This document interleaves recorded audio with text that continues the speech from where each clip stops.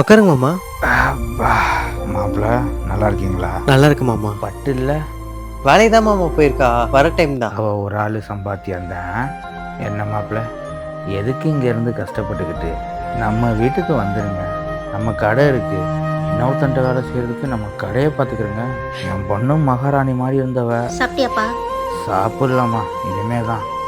அதாவது மகா, நான் பா. என்ன நீ எதுவும் சொல்ல வேணாம், நான் எல்லாத்தையும் கேட்டுட்டு தான் வரேன்.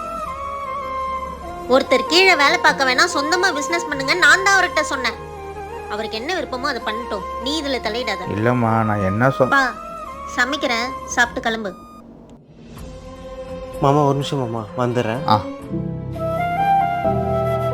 ஏய், நீ பைத்தியமாடி? மாமா கிட்ட எதுக்கு மூஞ்ச கட்டுற? அவர் நம்ம நல்லது தானே சொன்னாரு. ஏங்க, என்னங்க பேசுறீங்க? என்னதான் இருந்தாலும் இதுதான் நம்ம வீடு, அது இல்ல. இன்னைக்கு அவர் கூப்பிடுறாருன்னு நம்ம அங்க போயிட்டோம்னா இன்னைக்கு இங்க கிடைக்கிற மரியாதை நாளைக்கு உங்களுக்கு அங்க கிடைக்காது. நீங்க உங்க பிசினஸ் பாருங்க, அதுக்கு என்ன சப்போர்ட் வேணாலும் நான் பார்த்துக்கிறேன்.